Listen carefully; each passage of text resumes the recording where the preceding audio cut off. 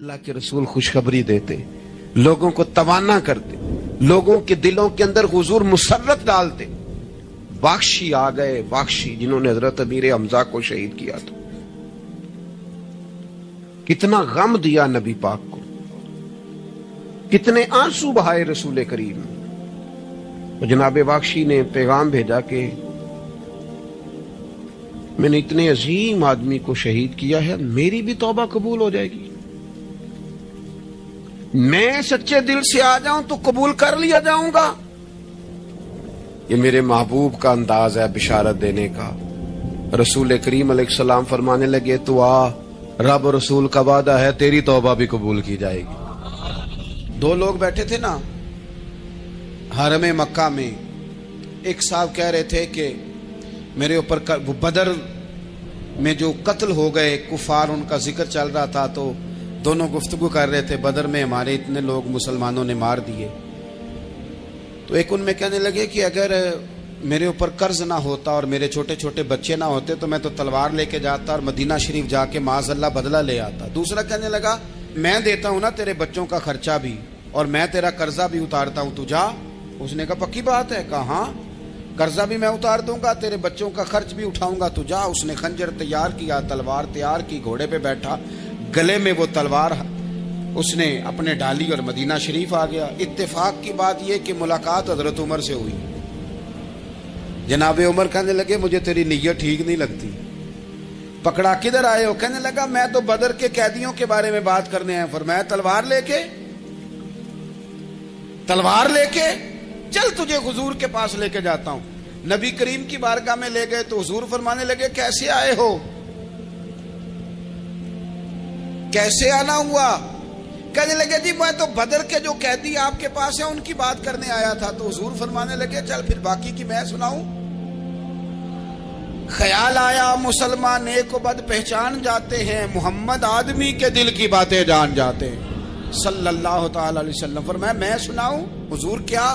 फरमाया तुम और फलां बिन फलां वहां बैठे हुए थे ना हरम मक्का में, फलां पहाड़ के साथ टेक लगा के, और तुमने ये कहा था ना कि कर्जा ना होता, बच्चे छोटे ना होते तो बदर के मकतूलीन का मैं बदला लेता। ये सारा कुछ तय करके फिर आए हो तलवार लेके, और यहां कहते हो मैं कैदियों के बारे में बात करने आया था। उसके तो पसीने छूट गए, वो तो बेहाल हो गया। उसने कहा, इसका तो सिवाय उसके और मेरे किसी को नहीं पता। अगर आपको पता चल गया है तो फिर आप अल्लाह के सच्चे रसूल हैं। तो हुजूर, अगर आपको पता चल गया है कि मैं कत्ल करने के इरादे से आया हूं, मैं माज़अल्लाह बदला लेने आया हूं, अल्लाह करे आपको समझ आए मेरी बात की। यानी एक तो ये है कि बंदा वो पकड़ा गया है, और एक ये कि किसी को पता चल गया है कि ये इस काम आया है। फिर लोग जब माफी देते हैं तो बड़ी कहानियां सुना के देते हैं, ऐसे नहीं देते। हुजूर, अब आपको पता चल गया है तो क्या करेंगे? तो हुजूर फरमाने लगे, तू बताना तेरे साथ क्या करें। उसने कहा कि मैंने सुना है आप माफ बड़ा कर देते हैं। यानी ये घर से को प्यार करने नहीं आया, फूलों का गुलदस्ता लेके नहीं आया, तलवार लेके आया है। लेकिन ये मेरे महबूब का हौसला है, और आया भी ऐन मुसलमानों के बीच है, जो चाहे इसके साथ कर सकते हैं। इसने कहा माफ कर दे, तो हुजूर ने फरमाया जा, मैंने माफ किया। हुजूर ने माफ किया। वो कहता, हुजूर माफ कर रहे थे और रब मेरे दिल में ईमान को ताजगी अता फरमा रहा था। हुजूर ने माफ किया और मैंने कलमा पढ़ना शुरू कर दिया। माफी दें, जब कोई माफी का मुतालबा करे तो उसे माफी। सबसे मुश्किल काम होता है लंबी लिस्ट वाले दुश्मन को माफ करना। लिस्ट जिसकी लंबी हो ना गलतियों की, एक आध गलती तो माफी हो जाती है। कुछ लोगों की लिस्ट भी बड़े कुछ आदि मुजरम भी होते हैं, लिस्ट लंबी होती है, उनको माफी देना भी थोड़ा सा मुश्किल होता है। लेकिन कमाल भी ये है कि जिसकी लिस्ट लंबी हो उसे यक जुम्बश कलम बंदा माफ कर दे।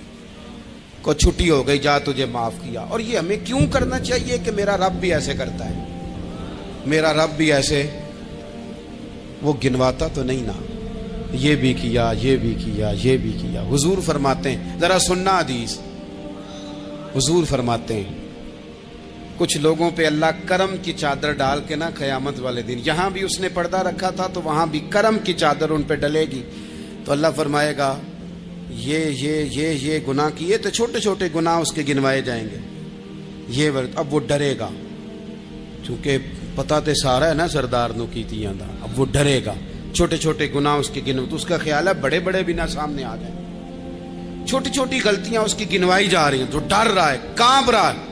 قربان جائیں نبی پاک کے لفظوں پہ، کچھ گلاں اجیاں نے قرآن پاک اجیاں نے، یہ نا میری دادی کہا کرتی تھی، میری اماں کہا کرتی تھی، اے کچھ کام اجائے نے، کچھ گلاں اجیاں نے کہ اتنے دل کرتا ہے صفحہ بند ہو جانا ہے تو معافی ہو جانی، یعنی ختم ہے یہ بات، اس سے آگے کسی نے سوال پوچھنا ہی نہیں۔ چھوٹے چھوٹے گناہوں کا اللہ تذکرہ فرمائیں، یہ کیا یا اللہ ہو گیا، اب بندہ ڈر رہا ہے کہ بڑے بڑے بھی سامنے آ جائیں گے، لیکن چھوٹے گناہوں پہ ہی فل سٹاپ لگا کے نا، تو رب فرمائے گا یہ جو تیرے گناہ ہیں نا اس کے بدلے تجھے نیکیاں دی جا رہی ہیں، تو نے سچی توبہ کی تھی تو ان گناہوں کو بدل کے نیکیاں بنایا جا رہی ہیں۔ پہلے ڈر رہا تھا، حضور فرماتے ہیں، اب فٹافٹ بول پڑا، کہنے لگا یا اللہ میں نے تو بڑے بڑے بھی کیے ہیں، یعنی اگر چھوٹوں کی نیکیاں بن گئی ہے تو وہ پاپ کدھر ہیں، بڑے بڑے وہ میرے کدھر ہیں۔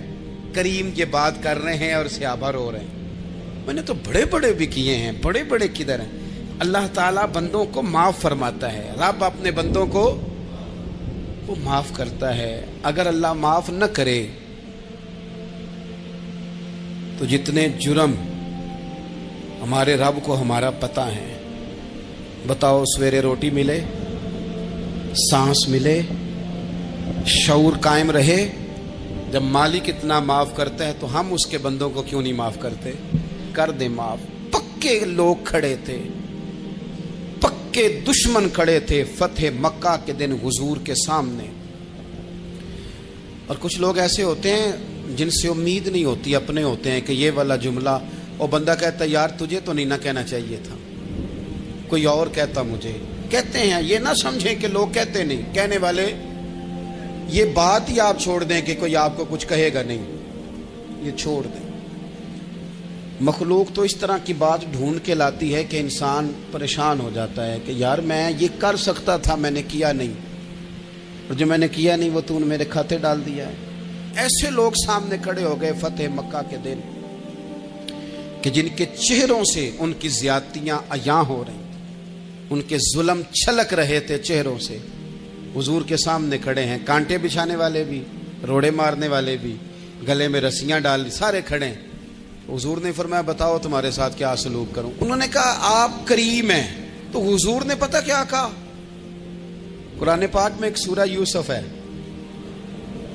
کچھ لوگوں کو لفظ قصہ بھی بڑا برا لگتا ہے، تو اللہ فرماتے ہیں نحن نقص علیک احسن القصص، محبوب ہم آپ کو ایک سونا قصہ سنانے لگے، اس کو اللہ نے قصہ کہا، سونا قصہ، سورہ یوسف کو۔ تو سورہ یوسف کیا ہے بھلا؟ ذرا انداز دیکھیے سورہ یوسف کا۔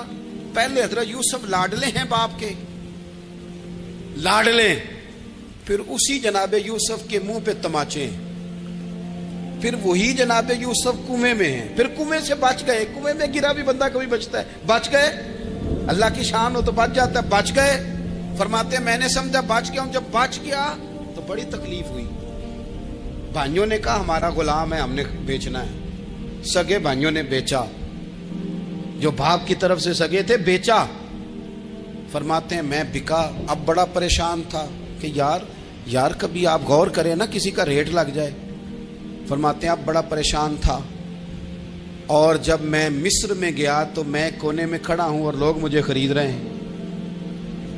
محبت میں یہ قصہ سنانا تو آسان ہے کہ بی بی اڈی لے کے آ گئی تھی، پر جو بیکرا ہے اس کا بھی تو حال دیکھو نا کیا ہے، اس کا ریٹ لگ رہا ہے، یہ بھی تو بڑی۔ اور جناب یوسف کہتے ہیں پھر عزیز مصر نے خرید لیا تو بادشاہ کے گھر گیا تو کچھ سکھ کا سانس آیا، یہ حضرت یوسف ہیں، یہ لاڈلے ہیں، فرماتے ہیں سکھ کا سانس لیا ہی تھا کہ جناب زلیخا نے الزام لگایا، اور وہ غلطی معاذ اللہ جس کا تصور بھی نہیں، اس کی پاداش میں سالوں جیل کاٹا، لیکن خدا کی حکمت ہے نا، اللہ کا کرم ہے نا، जिस मुल्क के वो कैदी थे रब ने उसी मुल्क का हुक्मरान भी बना दिया। ये अल्लाह की हिकमत है ना, तकाजे हैं ना।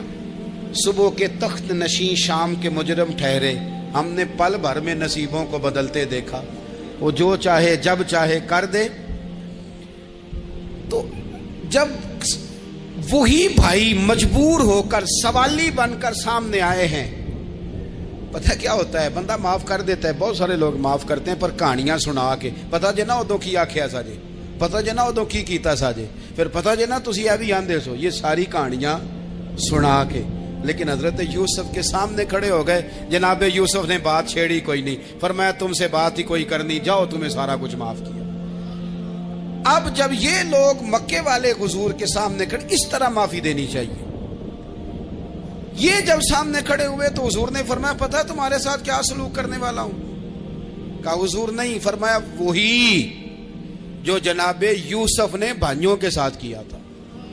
पिछला सफा पलटना ही कोई नहीं, जाओ तुम्हें माफ किया, जाओ तुम्हें माफ किया, जाओ तुम्हें माफ किया। और सिर्फ माफ नहीं किया, साथ इज्जत भी दी। सबसे ज्यादा मुकाबले तो हजरत अबू सुफियान ने किए थे ना, आखिर तक वो आए थे। आज वो कलमा पढ़ रहे हैं, सरदार हैं, कलमा पढ़ रहे हैं। तो नबी पाक ने सिर्फ माफी नहीं दी, इज्जत भी दी।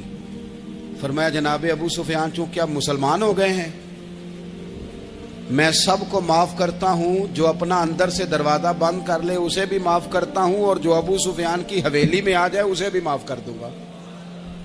तो अबू सुफियान वो कहते मैं हैरान ही हो गया कि इतनी बड़ी बात, माफी भी दी और साथ इज्जत भी दी। तो आज जो सबक आपकी खिदमत में मैंने अर्ज किया है, इसको आप उम्मीद है याद रखेंगे। एक तो ये कि माफी मांग लें। अगर किसी जगह हमारा माफी मांगना, अगर हम समझते हैं, हमारा दिल ज़मीर गवाही देता है कि मुझे माफी मांगनी चाहिए, तो माफी मांगे। और दूसरा फिर माफी दें भी, और माफी दें, सियासी सुलह ना करें, माफी दें तो फिर वाकई ही दें, दिल से दें। इस्लामी तालीमात के अंदर दो किस्म के हुकूक अल्लाह ताला ने इंसान के ज़िम्मे लगाए हैं। एक हुकूकुल्लाह हैं और एक हुकूकुल इबाद हैं। हुकूकुल्लाह भी बड़ी ज़रूरी हैं। बाज़ लोग हुकूकुल इबाद की बात करते करते हुकूकुल्लाह का मामला इंतहाई सादा कर देते हैं। वो भी बड़े ज़रूरी हैं। यानी क्यों बंदा फारिग बैठा है और बैठे बैठे उसने बिला वजह क्यों नमाज छोड़ दी? उसे कोई मसरूफियत नहीं थी, क्यों उसने नमाज का तर्क किया? ढेर सारे जवानों को मैं देखता हूँ, कोई ख़ास काम नहीं है, लेकिन इसके बावजूद वो जमात के साथ नमाज अदा नहीं करते। तो अर्ज करने का मकसद ये है कि क्यों नहीं जमात के साथ नमाज पढ़ी जा रही? कुरान मजीद ने कहा कि वरकाऊ मार राकीन, रुकू करने वालों के साथ करो। बिला वजह लोग ज़कात के मामले में हीलो हुज्जत से क्यों काम लेते हैं? जब ज़कात ज़रूरी है तो उसे अदा करना चाहिए। इसी तरह बहुत सारे लोग हैं जो माली वुसअत के बावजूद हज के लिए हाजिरी नहीं देते, तो उन्हें जाना चाहिए। हुकूकुल्लाह का जो मामला है उसमें भी कोई कमज़ोरी दिखाने की, मसलन मैं कहता हूँ कि मजबूरी क्या थी? सहरी के लिए रमज़ान शरीफ में जिन लोगों को उठना होता है वो उठते हैं कि नहीं उठते? तो इसी तरह रूटीन में भी अगर हम नमाज की तरफ तवज्जो करें, एक बड़ा तबका है जो नमाज की तरफ तवज्जो नहीं करता। हुकूकुल्लाह का मामला मैं देखता हूँ कि हम टाइम निकाल के दोस्तों के पास जाते हैं, वक्त निकाल के अपने माँ बाप को, अपने अहबाब को, रिश्तेदारों को टाइम देते हैं। क्यों टाइम नहीं निकलता नफल पढ़ने के लिए?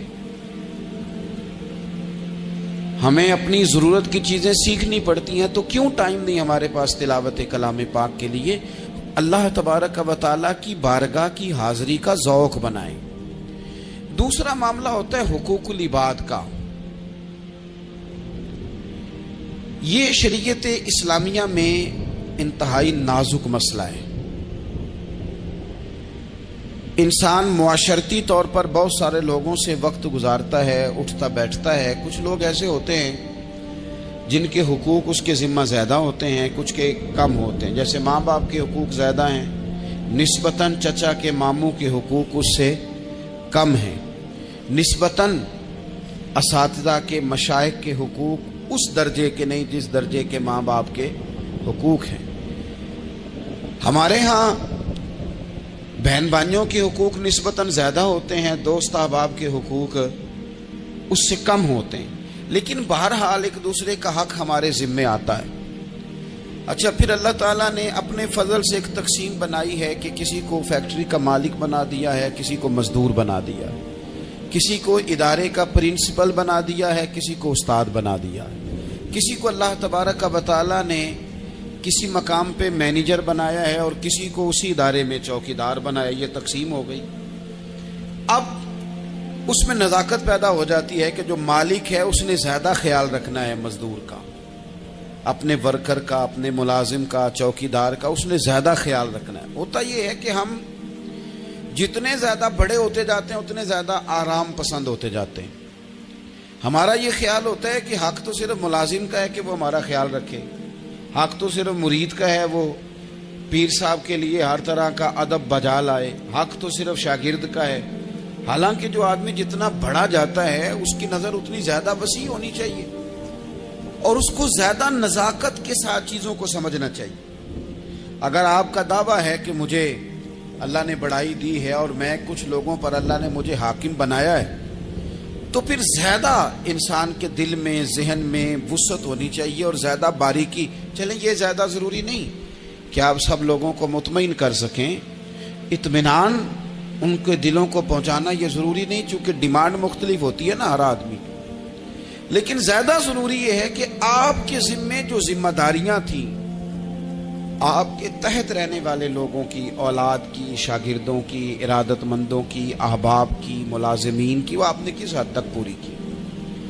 نبی پاک صلی اللہ تعالی علیہ وسلم نے ہمیں حقوق العباد کے معاملے میں زیادہ احتیاط کرنے کا کہا ہے، اور حضور سید عالم علیہ السلام نے صحابہ کے بھرے مجمع میں سے یہ سوال کھڑا کیا، فرمایا تم مجھے بتاؤ مفلس کون ہے؟ غریب، تنگ دست اور بالکل تہی دست بندہ کون ہے؟ ہمارے ہاں سارے لوگ، یہ رمضان شروع ہوتا ہے تو لوگ کہنا شروع کر، پیر صاحب دعا منگو، حالات بڑے خراب ہیں۔ مثلا کیا خراب ہے حالات؟ شامی روٹی نہیں لبدی، حالات صرف یہ خراب ہیں کہ پڑوسی نے پجارو لے لی اور مجھے نہیں ملی، اتنے ہی حالات خراب ہیں، اس سے زیادہ تو نہیں۔ حالات اتنے ہی خراب ہیں کہ جو باہر بھائی چلا گیا تھا اس نے فلانی سوسائٹی میں پلاٹ لے لیا، میں پیچھے رہ گیا ہوں، اس سے زیادہ تو کوئی ایسا معاملہ نہیں۔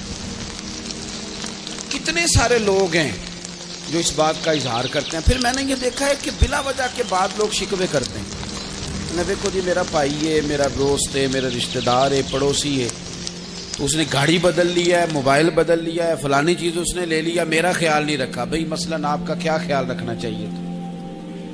نہیں، اس نے موبائل لیا ہے 3 لاکھ کا، تو آپ کا خیال ہے کہ میرا یہ خیال رکھتا کہ 1.5 کا مجھے لے دیتا، 1.5 کا وہ یہ لے لیتا۔ یہ مطالبہ غلط ہے شریعت میں۔ آپ کے جو ذمے، اس کی ذمہ داریاں جہاں تک بنتی ہیں وہاں تک تو وہ ادا کرے گا۔ دیکھیں نا، شریعت اسلامیہ بڑا پیار کرتی ہے بندے کے ساتھ، تو کھرب پتی بندے پر بھی شریعت نے یہ نہیں قدغن لگائی کہ تو کھرب پتی ہے تو اس طرح کر 40% زکوٰۃ دے، یہ نہیں کہا۔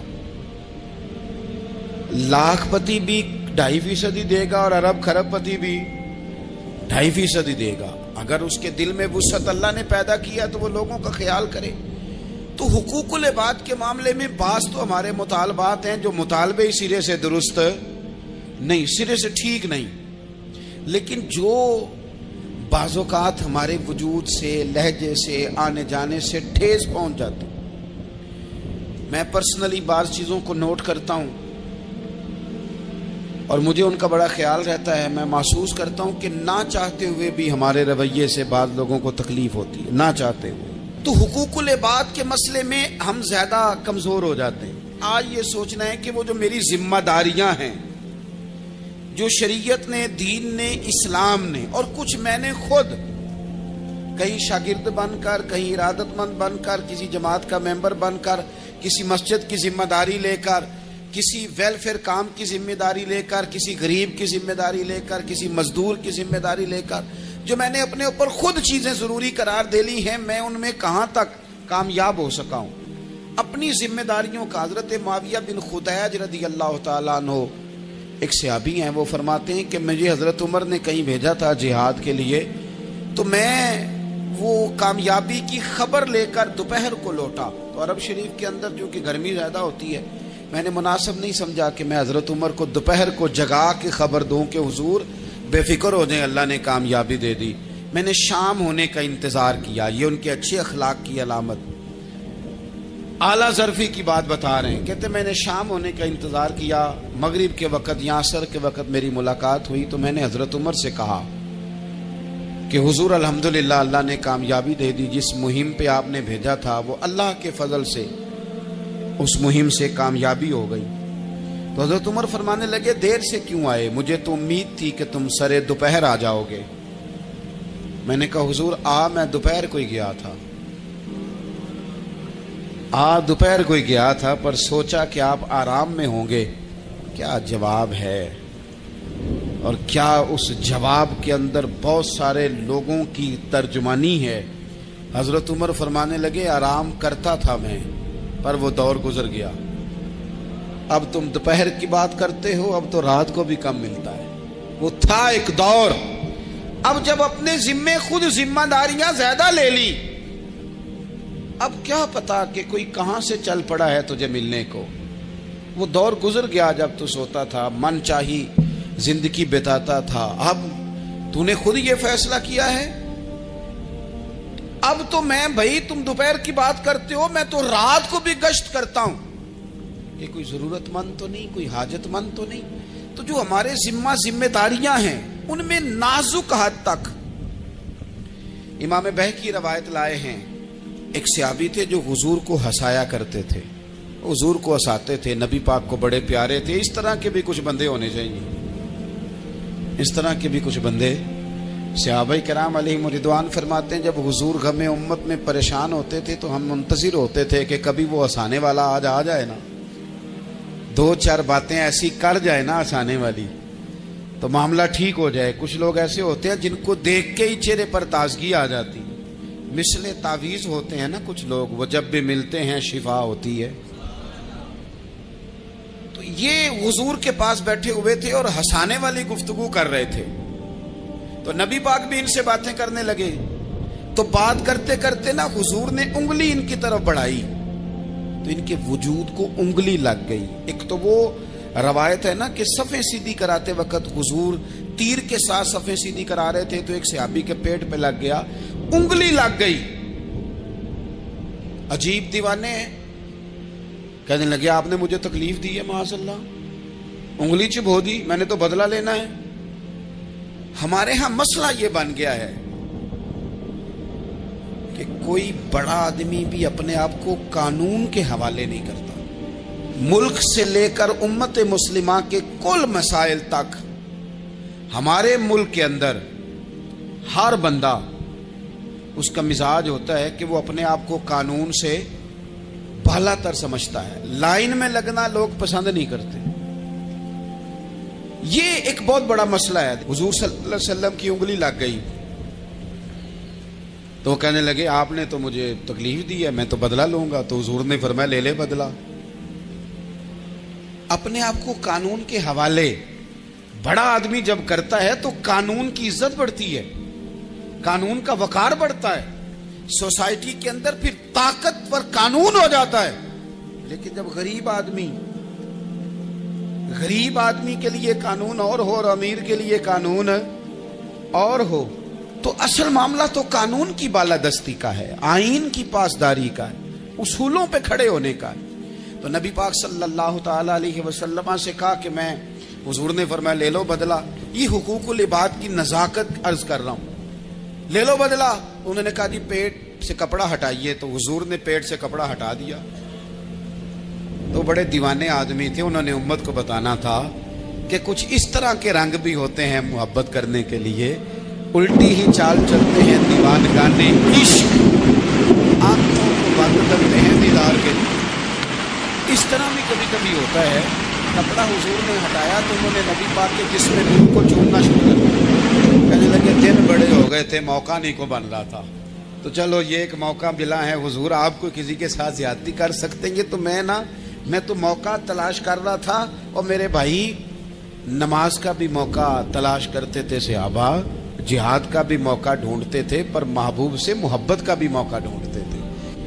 اور آخری بات یہ کہ جس طرح ہم نے لوگوں سے معافی لینی ہے اور معافی دینی ہے. اسی طرح جہاں ہم سے شرعی قباحتیں ہوئی ہیں، اخلاقی کمزوریاں ہوئی ہیں، ایک بات تو اچھی طرح سمجھ لیں کہ نفل پڑھنے سے حقوق العباد نہیں معاف ہوتے، وہ بندے سے معافی مانگنے سے ہی ہوتے. ساری رات کو بندہ تسبیح پڑھے اور کہے کہ میں نے اماں کی نافرمانی کیا تو معافی ہو جائے گی، نہیں، وہ اماں ہی معاف کرے گی تو معافی ہوگی، وہ ابا ہی معاف کرے گا تو پھر ہی معافی ہوگی. تو جو جہاں شریعت کی مخالفت کی ہے وہاں بھی معافی مانگیں، اللہ کے حضور گڑ گڑائیں، توبہ کریں، اور توبہ بدل جانے والی کریں، تبدیل ہو جانے والی توبہ کریں. معافی مانگ بھی لے، معافی دے بھی دے. اور آپ سے یہ بھی گزارش کروں گا کہ جہاں اللہ رسول کی ہم سے نافرمانی ہوئی ہے وہاں تنہائی میں 2 نفل پڑھ کے تنہائی میں اللہ تعالیٰ سے بھی معافی کے خواستگار ہوں. یاد رکھیں جب اس کی خفیہ تدبیر آ گئی تو پھر معافی کا وقت ہو سکتا ہے خدا نہ کرے ہمیں نہ مل سکے، تو اب وقت ہے، خوب استغفار کریں، خوب معافی مانگیں.